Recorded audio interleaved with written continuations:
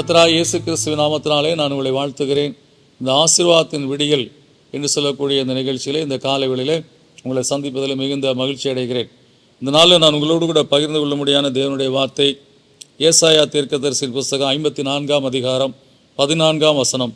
நீதியினால் ஸ்திரப்பட்டிருப்பாய், கொடுமைக்கு தூரமாவாய், பயமில்லாதிருப்பாய், திகிலுக்கு தூரமாவாய், அது உன்னை அணுகுவதில்லை என்று சொல்லி கர்த்தர் இந்த வசனத்திலே வாக்கு பண்ணியிருக்கிறார். தேவன் நம்முடைய பட்சத்தில் இருந்து நமக்கான எல்லா காரியங்களையும், நம்முடைய பிள்ளைகளுக்கான காரியங்களையும் செய்யக்கூடிய தேவனாய் இருக்கிறார். அந்த 12-13 வசனங்களிலே வாசிக்கும் போது அங்கே சொல்லப்பட்ட கர்த்தர் எப்படியா நம்முடைய வாழ்க்கையை அஸ்திபாரம் போட்டு ஸ்திரமாய் வைத்திருக்கிறார் என்று சொல்லக்கூடிய காரியத்தை பார்க்க முடியும். இந்த பிள்ளைகள் வாழ்க்கை குறித்து எவ்வளோ அக்கறை உள்ளவராய் இருக்கிறார் என்று சொல்லக்கூடிய காரியத்தை நாம் பார்க்க முடியும். ஏன்னா அப்படிப்பட்ட தேவன் நமக்கு சொல்லக்கூடிய காரியம், நாம் மகிமையின் தேவனை நமக்கு துணையாய் கொண்டிருப்பதனாலே, அவர் நம்முடைய வாழ்க்கையில் நமக்கு துணையாய் இருப்பதனாலே, நீதியினால் சிறப்பட்டிருப்பாய், கொடுமைக்கு தூரமாவாய், பயமில்லாதிருப்பாய், திகிலுக்கு தூரமாவாய், அது உன்னை அணுகுவதில்லை என்று சொல்லி இந்த காலவெளியிலே கர்த்தர் நம்ம பலப்படுது. இதுவரை நம்முடைய வாழ்க்கையிலே ஸ்டெப் பை ஸ்டெப் நம்ம நடத்தி இருக்கிறார். நாம் குப்பையில் இருந்தோம், பொழுதில் இருந்தோம், நம்ம தூக்கி எடுத்து மேன்மையாக வைத்திருக்கிறார். ஆடு மேய்த்து கொண்டிருந்த அந்த தாவீதை கர்த்தர் உயர்த்தி ராஜாவாக்கினார், அபிஷேகித்தார். அவனுக்கு வேண்டிய எல்லா சகல காரியங்களை கொடுத்து அவனை நான் உனக்கு வீட்டை கட்டுவேன்னு சொன்ன தேவன் அப்படிப்பட்ட காரியத்தை செய்த பின்பாக அவனுக்கு வேண்டிய மற்ற காரியங்களை செய்யாமல விட்டு விடுவார். எனவே அவனை பலப்படுத்துகிற கிறிஸ்து நம்மையும் பலப்படுத்துகிறவராக இருக்கிறார். அவனை பலப்படுத்தி அந்த சிங்காசனத்தில் அமர பண்ணின தேவன் அவனுடைய வாழ்க்கையில் என்னென்ன காரியத்தில் ஒத்தாசை செய்தாரோ அதை நமக்கும் செய்ய உண்மையுள்ளவராக இருக்கிறார். அதனால தான் நீதியினால் சிறப்பட்டு இருப்பாய், கொடுமைக்கு தூரமாவாய், பயமில்லாத இருப்பாய், திகிலுக்கு தூரமாவாய், அது உன்னை அணுகுவதில்லை.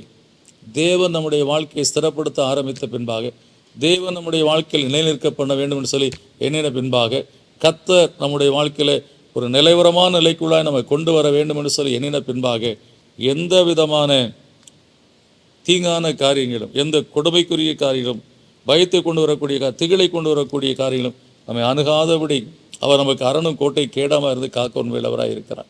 எனவே நம்முடைய வாழ்க்கையிலே கர்த்தரால் தான் நம்ம இந்த வாழ்க்கையிலே மேன்மை அடைகிறோம். அந்த மேன்மையை மற்றவர்கள் சிதறடிக்க முடியாய் கர்த்தர் ஒரு நாளும் விடமாட்டார். இது கர்த்தர் கொடுத்த மகிமை, கர்த்தர் கொடுத்த மேன்மை.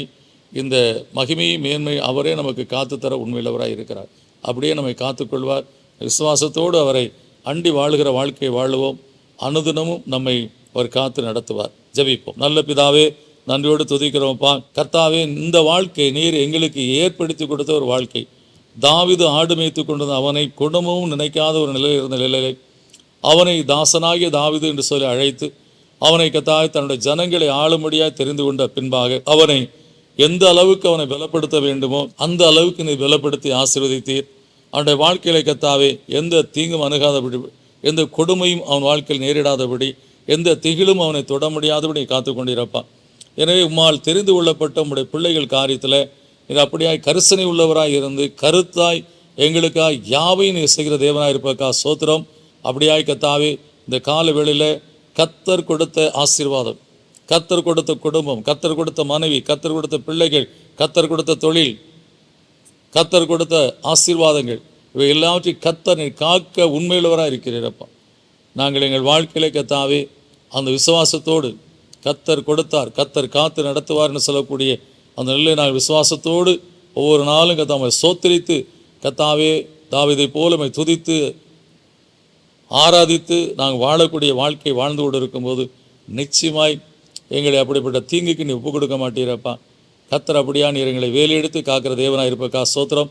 அப்படியா யாரெல்லாம் எந்த பயத்தோடு இருக்கிறார்களோ அந்த பயங்கள்லாம் நீங்கி உடைய பிள்ளைகள் உமக்குள்ளாய் மகிமையாய் வாழ்ந்திருக்க அருள் செய்தலும் ஆசீர்வாதத்திலும் பிதாவே, இயேசுவின் நாமத்துக்கு நல்ல பிதாவே, ஆமென்.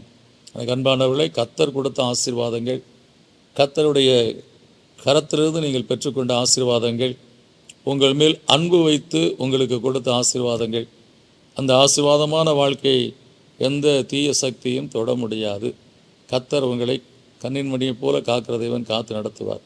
பயப்படாதபடி விசுவாசத்தோடு கர்த்தரை சோத்திரியுங்கள். கர்த்தர் என்னால் உங்களோடு உங்களை ஆசீர்வதிப்பார். God bless you.